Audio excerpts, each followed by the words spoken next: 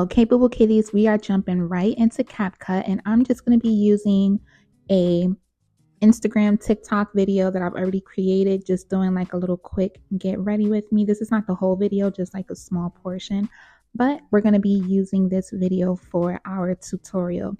Now, how do we create a transition? What you are going to do, Boo Boo Kitties, is you are going to select any of these white squares here that you see within your video. Anytime you tap one of these squares, there's going to be a menu that pops up. This menu is going to consist of your transitions, okay?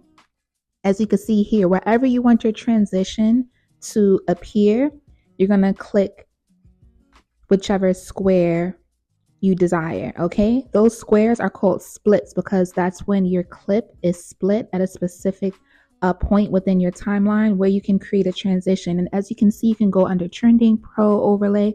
We're going to stay under trending, and right to the right of none, it says App Switch. This is one of the transitions that I use habitually if you've been watching my videos. So we're just going to click there, and as you can see, easy transition made just with one click.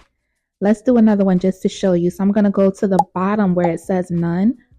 Boom. This one is like a paper collage, as you can see here. And you can just really just experiment with the different transitions. I'll do another one.